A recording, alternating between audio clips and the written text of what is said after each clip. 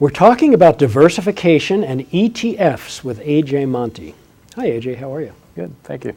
Well, A.J., as we're talking, we've seen a period of enormous volatility in the markets. People have, investors have gnawed their fingernails down to the bone. Mm-hmm. People don't know what to do. And obviously, people talk about diversification. You have a way of doing it with ETFs, right? That, Yeah. So do you think limits risk and gives people exposure to a lot of different markets? Why don't you talk about that a little bit? One of the reasons I think it limits risks is because the ETF itself is like a mutual fund, if you will. Let's take the Diamond Trust, for instance, ticker symbol DIA. Right. In most parts, like an index fund. An index fund, yeah. We don't have to get specialized, although there's grain ETFs and oil ETFs or holders and such.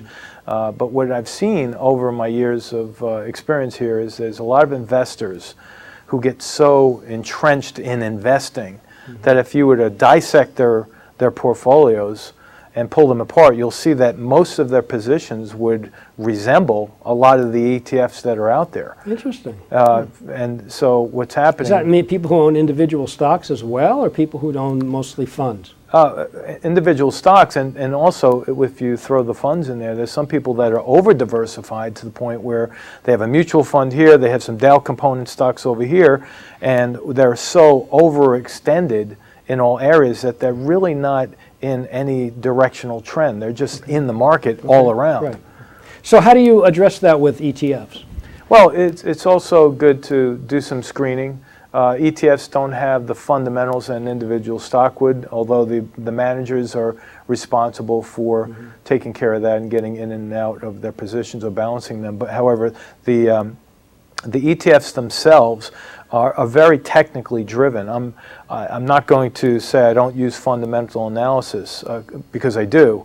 The fundamentals tell me which ETFs to get into or which stocks to get into, but it's the technical charts that tell me when to get in and, more importantly, when to get out. Well, let's say somebody wants to play a trend, for example. Let's say, God help us, social media. Okay.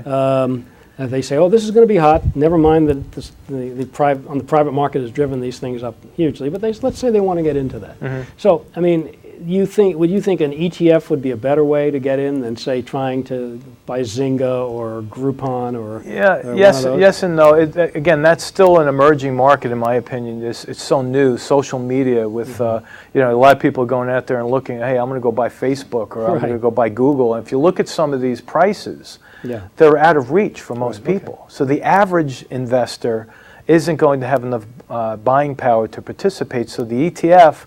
And I don't have to be specific here, just in general, the ETF is priced at a point where it will allow the average person and even the advanced investor or trader to participate.